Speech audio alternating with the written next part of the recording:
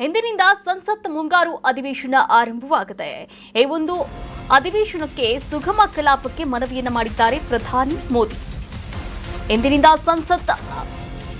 ಇಂದಿನಿಂದ ಸಂಸತ್ ಮುಂಗಾರು ಅಧಿವೇಶನ ಆರಂಭ. ಸುಗಮ ಕಲಾಪಕ್ಕೆ ಮನವಿ ಮಾಡಿದ ಪ್ರಧಾನಿ, ದೇಶವು ಸುಧಾರಣಾ ಎಕ್ಸ್‌ಪ್ರೆಸ್‌ನೊಂದಿಗೆ ಸಾಗ್ತಾ ಇದೆ. ಅನುಭವಿ ಸಂಸದರ ಜ್ಞಾನ ಅನುಭವ ಅಗತ್ಯವಾಗಿದೆ. ದೇಶಕ್ಕೆ ನಿಮ್ಮ ಅನುಭವದ ಅಗತ್ಯವಿದೆ ಅಂತ ಮೋದಿ ಕರೆ ಕೊಟ್ಟಿದ್ದಾರೆ. ಸದನದಲ್ಲೇ ವಿಚಾರಗಳಿಗೆ ಗೌರವ ನೀಡ್ತೀರಿ ಎನ್ನುವಂತಹ ಭರವಸೆ ಕೂಡ ನನಗಿದೆ.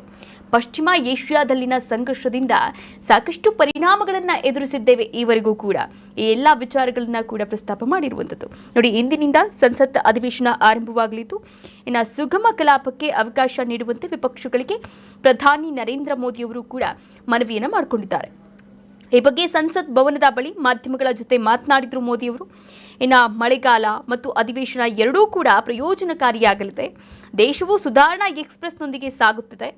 ಅನುಭವಿ ಸಂಸದರ ಜ್ಞಾನ ಅನುಭವ ದೇಶಕ್ಕೆ ತೀರಾ ಅತ್ಯಗತ್ಯವಾಗಿದೆ, ತುಂಬಾ ಅಗತ್ಯವಿದೆ. ಸದನದಲ್ಲಿ ವಿಚಾರಗಳಿಗೆ ಗೌರವವನ್ನು ನೀಡ್ತೀರಿ ಎನ್ನುವಂತಹ ಭರವಸೆ ನನಗಿದೆ. ಅದರ ಜೊತೆಗೆ ಪಶ್ಚಿಮ ಏಷ್ಯಾದಲ್ಲಿನ ಸಂಘರ್ಷ ವಿಶ್ವದ ಮೇಲೆ ಪರಿಣಾಮವನ್ನು ಬೀರಿದೆ ಅಂತ ಹೇಳಿಕೆಯನ್ನು ಕೂಡ ಕೊಟ್ಟಿದ್ದಾರೆ.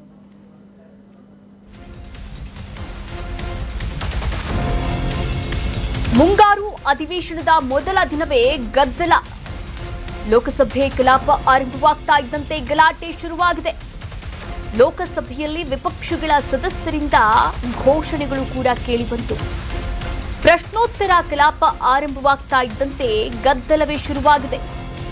ನೀಟ್ ಪ್ರಶ್ನೆ ಪತ್ರಿಕೆ ಸೋರಿಕೆ ಉಲ್ಲೇಖ ಮಾಡಿದಂತಹ ವಿಪಕ್ಷಗಳು, ಕೇಂದ್ರ ಸರ್ಕಾರದ ವಿರುದ್ಧ ವಿಪಕ್ಷ ಸದಸ್ಯರು ಘೋಷಣೆಯನ್ನ ಕೂಗಿದ್ದಾರೆ. ರಾಮ ಮಂದಿರ ಕಾಣಿಕೆ ಕಳ್ಳತನದ ಚರ್ಚೆಗೂ ಕೂಡ ವಿಪಕ್ಷ ಪಟ್ಟು ಹಿಡಿದಿರುವಂಥದ್ದು.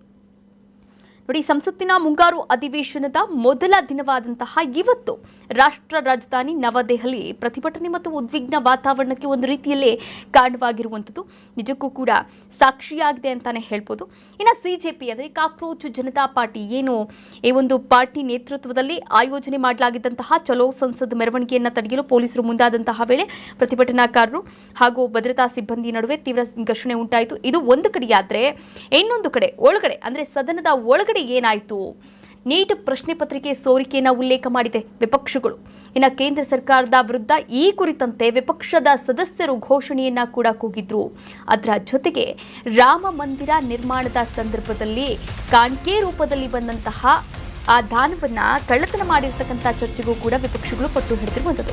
ವಿಪಕ್ಷಗಳಿಂದ ಗದ್ದಲ ಹಿನ್ನೆಲೆ ಕಲಾಪ ಮುಂದೂಡಿಕೆ ಮಾಡಲಾಗಿದೆ. ಕಲಾಪವನ್ನು ಮುಂದೂಡಿದ್ದಾರೆ ಸ್ಪೀಕರ್ ಓಂ ಬಿರ್ಲಾ.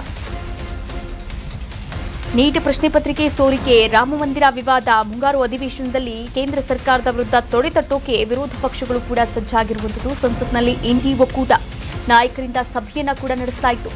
ರಾಹುಲ್ ಗಾಂಧಿ, ಖರ್ಗೆ, ಸಂಜಯ್ ರಾವುತ್ ಸಭೆಯನ್ನ ಕೂಡ ನಡೆಸಿದ್ರು. ಸರ್ಕಾರವನ್ನ ಕಟ್ಟಿ ಹಾಕುವ ಬಗ್ಗೆ ಸಭೆಯಲ್ಲಿ ಚರ್ಚೆಯನ್ನ ಕೂಡ ಮಾಡಿದ್ದಾರೆ ಎನ್ನಲಾಗ್ತಾ ಇದೆ. ನೋಡಿ, ಸಂಸತ್ತಿನ ಮಳೆಗಾಲದ ಅಧಿವೇಶನ ಇಂದಿನಿಂದ ಆರಂಭವಾಗಿದೆ. ಆದರೆ ನೀಟ್ ಪ್ರಶ್ನೆ ಪತ್ರಿಕೆ ಸೋರಿಕೆ, ಸಾಮಾಜಿಕ ಕಾರ್ಯಕರ್ತ ಸೋನಂ ವಾಂಗ್ಚುಕ್ ಅವರ ಉಪವಾಸ ಸತ್ಯಾಗ್ರಹದಿಂದ ಹಿಡಿದು ಅಯೋಧ್ಯೆಯ ರಾಮ ಮಂದಿರದಲ್ಲಿ ದೇಣಿಗೆ ಕಳ್ಳತನ ಸೇರಿದಂತೆ ಪ್ರಮುಖ ವಿಷಯಗಳು ಏನೇನಿದೆ ಆ ಎಲ್ಲ ವಿಷಯಗಳ ಕುರಿತು ಕೇಂದ್ರ ಮತ್ತು ವಿರೋಧ ಪಕ್ಷಗಳ ನಡುವೆ ತೀವ್ರ ಹೋರಾಟ ನಡೆಯುತ್ತಿರುವ ಮಧ್ಯೆ ಸಂಸತ್ತಿನ ಮಳೆಗಾಲದ ಅಧಿವೇಶನ ಇಂದು ಪ್ರಾರಂಭವಾಗಿದೆ. ಈಗಾಗಲೇ ಇನ್ನು ಸಂಸತ್ನಲ್ಲಿ ಇಂಡಿ ಒಕ್ಕೂಟದ ನಾಯಕರು ಸಭೆಯನ್ನು ಕೂಡ ನಡೆಸಿದ್ದಾರೆ. ರಾಹುಲ್ ಗಾಂಧಿ, ಖರ್ಗೆ, ಸಂಜಯ್ ರಾವುತ್ ಸಭೆಯನ್ನು ನಡೆಸಿ ಸರ್ಕಾರವನ್ನ ಯಾವ ರೀತಿ ಕಟ್ಟಿ ಹಾಕಬೇಕು, ಯಾವ ವಿಷಯಗಳನ್ನು ಪ್ರಸ್ತಾಪ ಮಾಡಬೇಕು, ಇದರ ಬಗ್ಗೆಯೂ ಕೂಡ ಮಾತನಾಡಿಕೊಂಡಿದ್ದಾರೆ, ಚರ್ಚೆಯನ್ನು ಮಾಡಿದ್ದಾರೆ. ಇದರ ನಡುವೆ ವಿಪಕ್ಷಗಳಿಂದ ಗದ್ದಲ ಉಂಟಾದಂತಹ ಹಿನ್ನೆಲೆಯಲ್ಲಿ ಸ್ಪೀಕರ್ ಓಂ ಬಿರ್ಲಾ ಅವರು ಸದ್ಯಕ್ಕೆ ಕಲಾಪವನ್ನು ಮುಂದೂಡಿದ್ದಾರೆ.